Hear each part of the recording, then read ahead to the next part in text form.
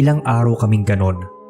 Pero noong mga huling araw ng practice namin, dahil nga sa nalalabi na lang yung mga oras para magkabisa, may mga pagkakataong hindi na namin namamalayan yung oras. Masaya din kasi kami sa practice. Siyempre, naghaharutan at nagkukwentuhan din. Namalayan na lang namin yung oras nung kinatok na kami ng guard na nagro-ronda. Sa kanya kami sinita na kailangan na naming umuwi kasi nga pagdating ng 8:30, ilalak na yung gate. Ayaw naman naming hindi makauwi kaya dali-dali naming inayos yung gamit namin at nagmadaling bumaba. Habang naglalakad kami sa hallway papuntang hagdanan, nagtatawanan pa kaming magkakaklase. Pinag-uusapan pa namin kung paano kami napagalitan ng guard at kung gaano kami kaseryoso sa practice na hindi namin napansin yung oras. Nagkatakutan pa nga sila. Mga nag-aasaran tapos nagtutulakan. Sinaway ko pa sila kasi kako baka may malaglag sa amin. Delikado na. Pero habang pababa kami, biglang may sumagi sa paningin ko sa dulo ng hallway. May naglalakad. Hindi ko naman agad naisip na kakaiba yon. Yung unang pumasok sa isip ko, prof siguro yun na galing sa faculty. Kaya sinaway ko yung classmates ko. Baka kasi mapagalitan ulit kami kung mahuli kaming naghaharutan pa. Pero nung lumingon sila, bigla silang nagsigawan. Saka sila nagunahang bumaba. Halos magkatulakan na nga sa hagdan. Ako, hindi nakitakbo. Naiwan lang ako nakatayo doon habang nagtataka kung bakit sila nagtakbuhan. Baka akala nila multo kasi nga nagkatakutan na. Kaya para hindi na kami maireklamo, nagbalak akong humingi ng sorry doon sa prof kasi baka mamaya i-report pa kami sa guidance. Pero nung humarap ulit ako sa hallway, doon ko lang napansin na hindi pala prof yung nakita ko, kundi isang madre. Pero hindi lang basta madre yon. Dahil pugot yung ulo ng madre na nakita kong naglalakad ng dahan-dahan papunta sa direksyon ko. Ramdam ko ang paninigas ng katawan ko at napako sa kinatatayuan. Hindi ako makagalaw. Hindi rin ako makasigaw nun at mas lalong hindi makatakbo.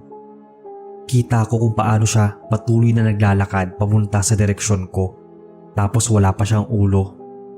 Ganun pala yun. Kapag sobrang takot ka, hindi mo na alam yung gagawin mo. Sa kaso ko naman, parang ayaw sumunod ng katawan ko sa akin kahit napilit na sinisigaw ng utak ko na tumakbo na ako palayo. Tumutulo na rin yung luha ko habang mas papalapit sa akin yung madre. Mas luminaw din yung itsura ng katawan niya at nung pugot niyang ulo na parang may laman-laman pa. May nadinig akong boses sa likod ko pero malabo. Para akong nabibingi at hindi makalingon. Nagulat na lang ako nang may maramdaman akong palad sa braso ko saka may maliwanag na flashlight na tumutok sa banda sa akin. Paglingon ko, yun yung guard na sumita sa amin kanina. Pagkalingon ko ulit doon sa hallway, wala na yung madre. Parang ang walang nangyari. Kinausap ako ng guard kung ano daw yung nangyari sa akin.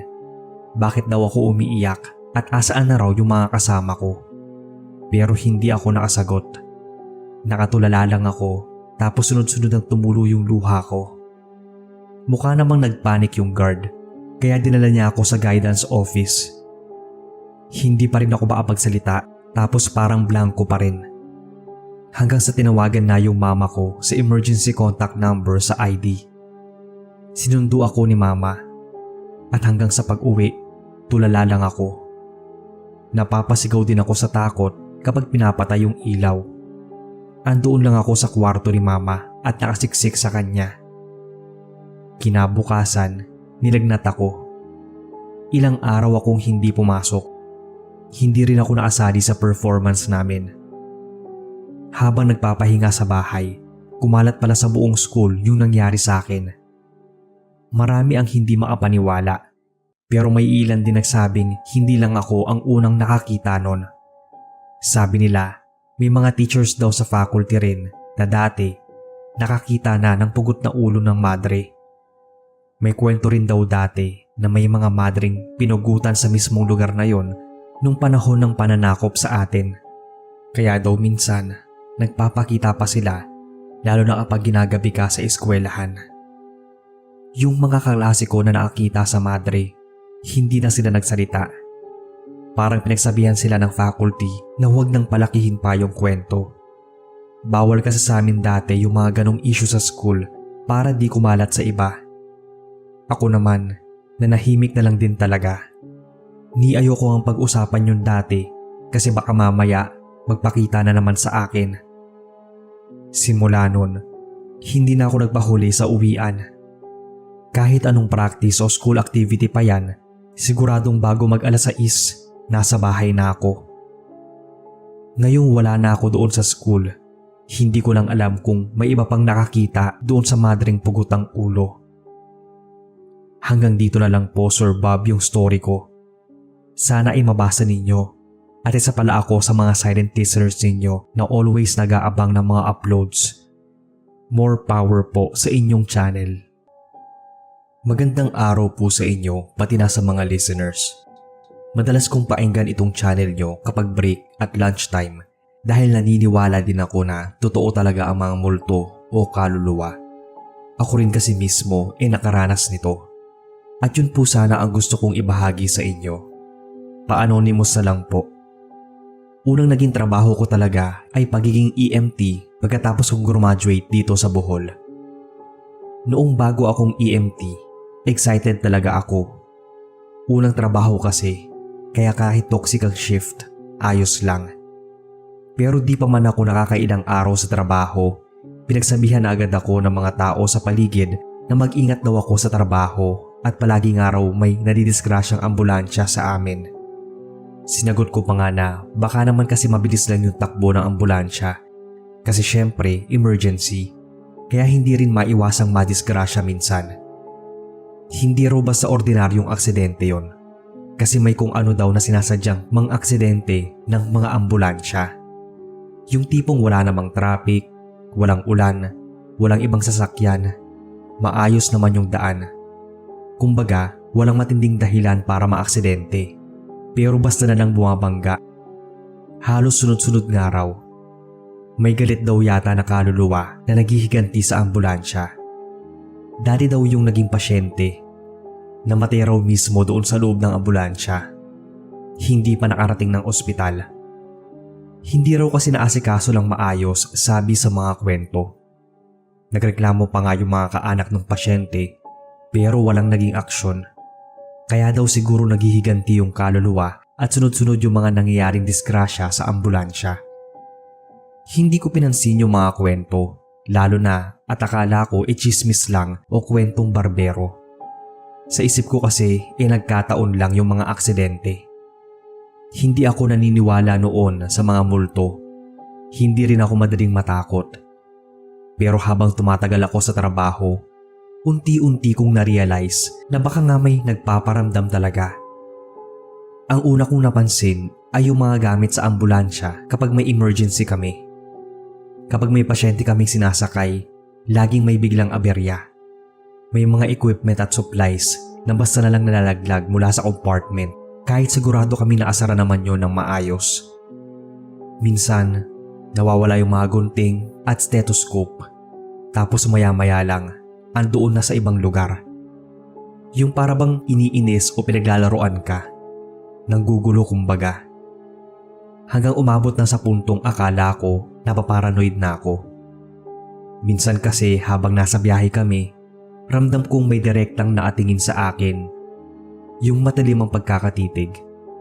Ramdam ko na parang tagos sa balat yung titig pero wala naman akong makitang nakatingin. Bukod sa kasama ko, sa pasyente at sa driver, wala naman kaming ibang nakakasama tuwing emergency. Siguro doon na rin nagsunod-sunod yung mga pagpaparamdam. Hindi ko na rin mabilang kung ilang beses akong kinilabutan sa trabaho. Pero may isang partikular na gabi na talagang tumatak sa akin.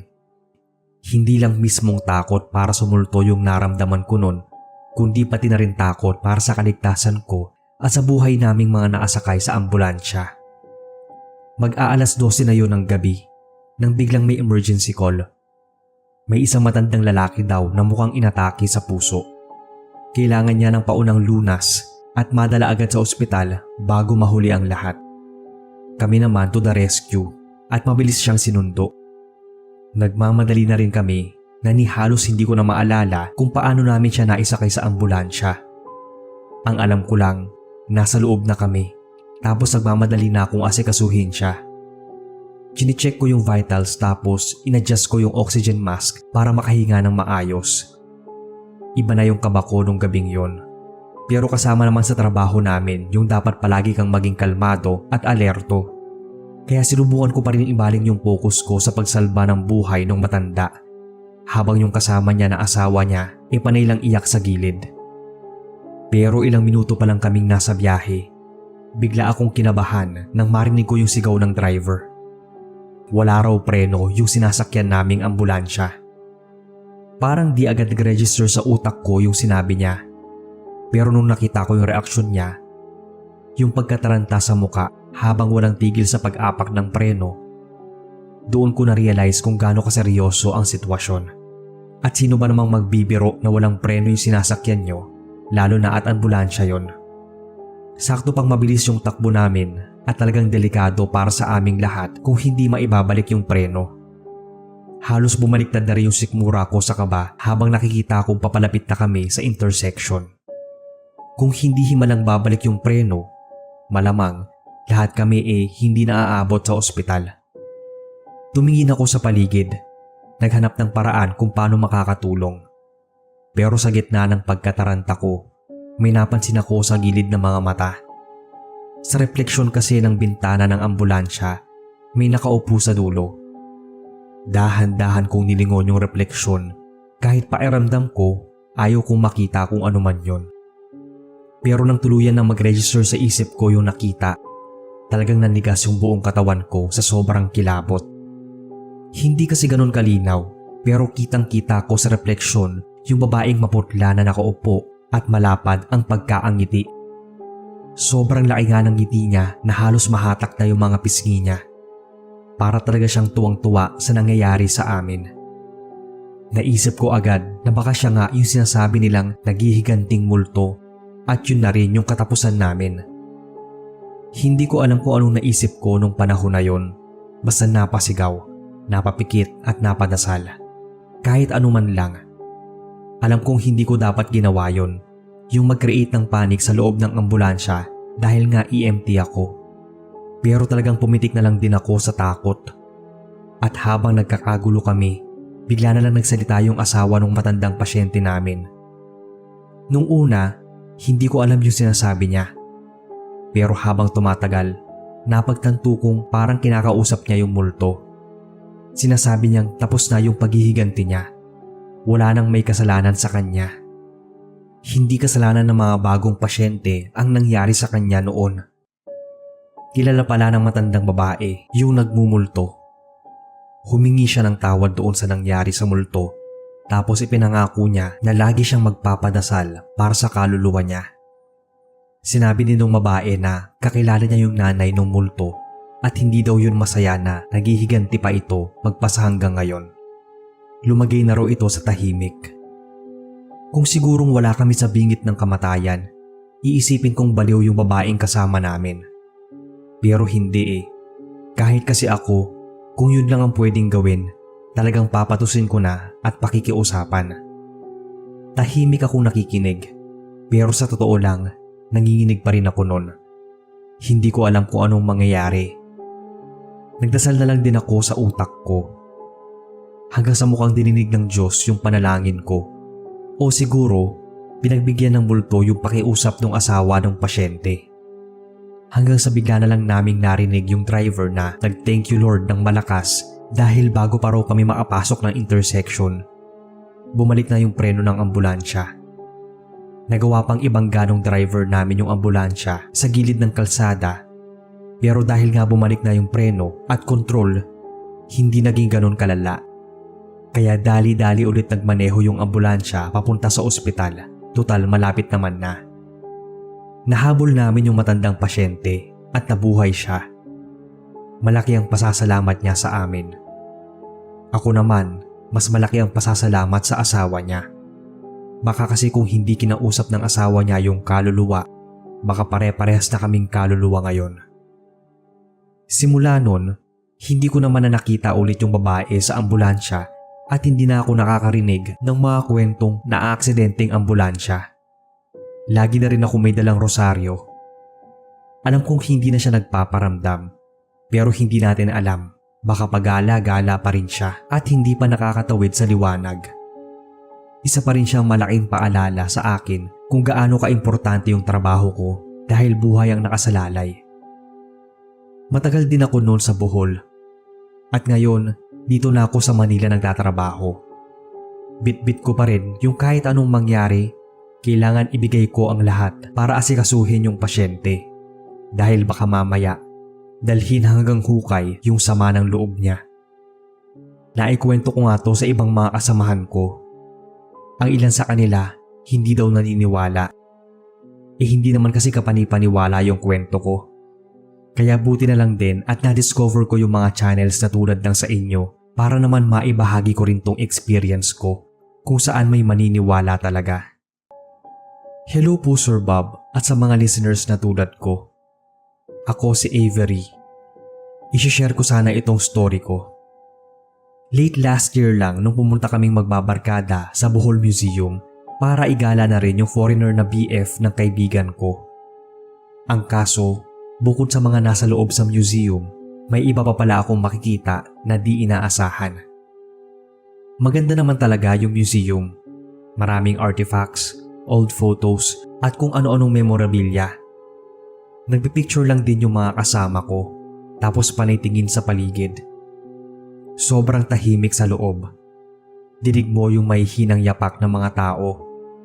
Respeto na rin dun sa lugar at talagang matatakot ka rin na makabasag. Noong umakyat na kami sa may second floor, biglang may nag-text sa akin kaya napatigil ako sa paglalakad. Sila naman tuloy lang sa paglibot. Nagtaka pa ako dahil sobrang bagal ng internet kanina tapos bigla na lang nag-load yung message. Habang nagbabasa ako, nadidinig ko yung echo ng footsteps nila papalayo. Hindi rin siguro nila napansin na naiwan ako saglit. Nung tapos na akong mag-reply, maglalakad na sana ako papunta sa kanila. Kaso, pagtingin ko ulit sa harap, nagulat ako. May kung ano kasing marka sa sahig na di ko naman napansin kanina o ng mga kasama ko. Dadaanan ko lang sana kasi akala ko dumilang ng sapatos o ano. Pero nung lumapit ako, nanlamig yung batok ko. Naging mas malinaw kasi sa akin yung mga marka na maliliit na footprints. Yung bang parang yapak ng bata o ng sanggol. Tapos nang tingnan ko pang maigi, doon ko napagtanto na kulay dugo yung yapak sa sahig. Napaigtad ako sa gulat. Sinubukan kong ipikit yung mga mata ko sandali at kinusot-kusot ko pa. Tapos sapo ko rin yung dibdib ko sa takot. Pagdilat ko, bigla namang nawala yung mga marka. Literal na nawala. Kahit dumi, wala talaga. Para akong nabunutan ng tinik, pero at the same time, mas lalo akong kinabahan. Hindi naman kasi pwedeng namamalikmata ka tapos ang tagal mong natitigan. Nag-iisip pa ako ng dahilan kung paano maipapaliwanag yung nakita ko. Nang bigla na lang akong napatalon kasi may tumawag sa akin. Yung mga kasama ko. Naghihintay na pala sila sa may dulo. Mukha raw akong tulala. Nagmamadali na lang akong sumunod sa kanila. Hindi ko na sinabi yung nakita ko. Alam ko kasi na pagtatawanan lang nila ako. Pero kahit nung palabas na kami ng museum, pakiramdam ko hindi pa tapos yung nangyari. Habang naglalakad kami papunta sa exit, may narinig akong mahinang tunog ng iyak ng bata. Napahinto ako. Nagsitayuan yung mga balahibo ko sa batok. Dahan-dahan akong lumingon. Walang tao at wala namang bata. Walang kahit sino sa likuran namin. Huminga ako ng malalim. Tapos tinanong ko yung mga kasama ko kung may narinig ba silang bata. Pero lahat sila umiling lang. Mas lalo akong natakot. Hindi ko na lang sila kinausap. Wala rin namang silbi kung ikukwento ko. Pakiramdam ko, ako lang yung may alam sa kung anong nangyari. Ako lang yung may nakita at narinig. Hanggang sa pag-uwi, nakatatak pa rin sa isip ko yung mga nangyari. Hindi ko alam kung talagang may nakita ako o guni-guni lang, pero siguro nga meron talagang nagpaparamdam sa Bohol Museum at isa ako sa magpapatunay nun. Hanggang dito na lang po muna ang kwento ko, Sir Bob. Next time, may kukwento pa akong kababalaghan. Magandang araw, boss, pati na rin sa lahat. Tawagin mo na lang akong JJ, taga Bohol. Marami sa atin ang nakaranas talaga ng mga katatakutan sa mga pinagtatrabahuhan natin, lalo na kung yung lugar na yon ay matagal nang naatayo at marami ng madilim na nakaraan.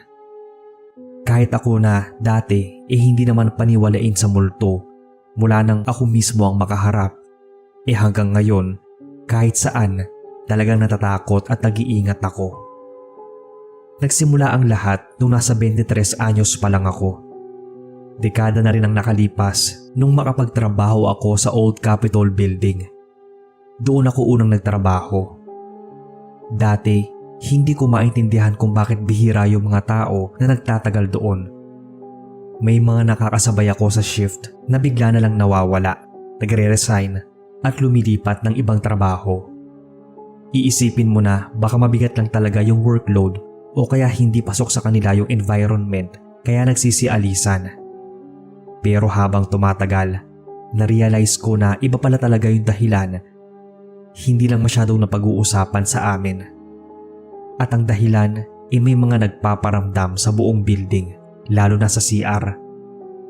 Isang gabi, nag-overtime kami ng mga katrabaho ko. Inabot na rin kami ng 10 oras ng gabi. Alam mo yung pakiramdam na sobrang pagod na yung katawan mo tapos hinahata ka na ng antok. Ganun na ganun ako nun. Kaya naisipan ko munang pumunta ng CR para maghilamos. Baka sakaling mahimasmasan kahit papaano. Kasama ko yung isang babae na katrabaho ko. Pumasok siya sa cubicle para umihi.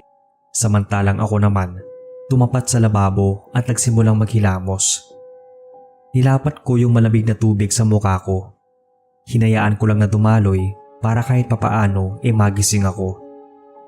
Habang nakayuko at nakapikit dahil may sabon pa sa muka, bigla na lang akong kinilabutan. Parang may gumalaw sa likod ko. Una sa balikat ko, parang may dumampi.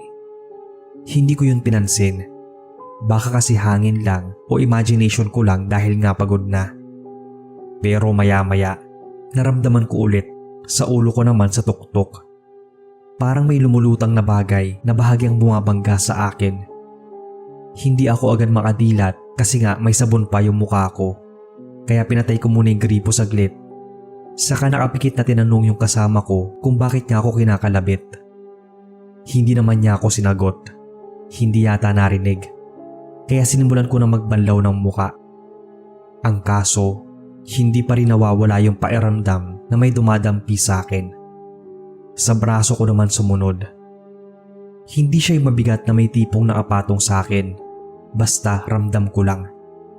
Binilisan ko na yung pagbabanlaw at tatapos na rin sa paghihilamos. Kinuha ko na yung towel at tinunasan ko agad yung muka. Pagdilat ko, nilingon ko yung kasama ko. Nagulat ako kasi kita kong kakalabas lang niya sa cubicle. Tinanong niya ako kung sino raw yung kausap ko. Parang narinig niya daw kasi akong magsalita. Ako naman, nagulat kasi nga akala ko siya yung kumakalabit sa akin.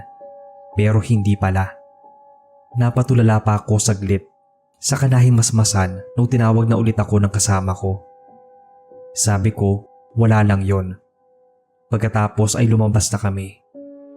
Kabado na ako nung mga panahon na yon, pero hindi ko rin naman maalis sa akin na baka dahil lang yon sa antok at pagod. O baka rin dahil kulang ako sa dugo, kaya parang may bigat akong naramdaman sa ulo. Dahil na rin siguro sa pagiging abala sa trabaho, naiwaglit ko rin agad yung nangyari sa isip ko. Hindi ko na yun naisip pa nung gabing yon. Pero hindi lang doon yun nagtatapos. May sumunod pang mangyayari at mas malala. Makalipas ng siguro 1 linggo, nag-overtime ulit kami. Mas mahaba kaysa doon sa huli. Kaya halos hindi ko na maramdaman yung katawan ko sa sobrang pagod. Double pay ata noong overtime kaya talagang kahit mahaba pinatulan na namin. At as usual, dahil sobrang inaantok na naman, naisipan ko ulit maghilamo sa CR. That time, talagang nakalimutan ko yung huling nangyari sa akin sa CR. Nawala sa isip ko. Sakto namang may dalawa akong kasabay na mag-CR din, kaya 3 kaming babae na bumaybay sa hallway papunta sa banyo. Pagkapasok namin sa CR, bigla akong napalingon sa may bandang kanan. Pakiramdam ko kasi may dumaan. Isang anino lang, sobrang saglit, pero sigurado akong may nakita ako. Napakunot noo ako noon. Naghanap kung may ibang tao ba, pero wala naman. Yung 2 kasama ko, abala sa pag-aayos ng buhok sa salamin. Kaya lumapit na lang din ako saka naglabas ng face wash at towel. Nagpakawala na lang ako ng buntong hininga kasi akala ko dahil na naman sa pagod, kaya kung ano-ano yung nakikita at nararamdaman ko. Pumunta na sa cubicle yung mga kasama ko para umihi. At dahil hindi naman ako naiihi, nagsimula na lang ako maghanda para maghilamos. Tumapat ako sa lababo at nagsimula na. Pumikit ako saglit. Hinayaan kong dumalo yung malamig na tubig sa mukha ko. At doon, bigla na lang akong may naamoy na kakaiba. Ang baho niya. Yung amoy ng panis na karne na ilang araw na hindi nalilinis. O mas malala pa, parang patay na hayop na iniwan lang sa kung saan. Napangiwi ako sa tindi ng amoy, pero inisip ko na lang na baka may dumumi sa isa sa mga cubicles, kaya hindi ko na pinansin. Baka mahiya kapag narinig na nabahuan ako. Napakislot ako bigla nang may maramdaman na naman. Sa balikat ko, parang may kung anong nakasabit at humahawi. Para bang naalambitin sa itaas ko at nadadampi yung baba niya sa akin. Napasinghap ako bigla kasi kinabahan na naman ako. At dahil wala pa namang sabon yung mukha ko, dahan-dahan akong tumingala kahit na natatakot. Nung nakatingala na ako, halos mawala ako sa ulirat. Sa itaas ko kasi, sa mismong kisame, may isang pares ng paa. Nabubulok, nangingitim at may mga butas pa. Nakasabit yung paa, umiikot-ikot ng marahan. Parang katawan ng isang taong binitay at iniwan doon para mabulok. Ilang segundo akong nakatingin doon sa katawan na nakasabit. Yun pala yung mahawi-hawi sa akin. Paa ng kung sino man yun. Hindi ko na kinaya kaya nagsisisigaw ako at mabilis na tumakbo palabas ng CR. Hindi ko na inisip yung mga naiwan kong gamit. Wala na rin akong pakialam sa sasabihin ng iba. Ang gusto ko lang noong mga oras na yon ay makaalis. Nablangko na ako. Nagulat na lang ako na may sumalo sa akin habang tumatakbo at pilit akong pinapakalma. Yung manager namin. Tinanong niya ako kung anong nangyari, pero talagang nanginginig yung labi ko sa takot. Hindi mawala sa isip ko yung nakabigti sa ibabaw ko. Ni sa bangungot nga, hindi pa ako nakakita ng ganon. Kahit sa palabas.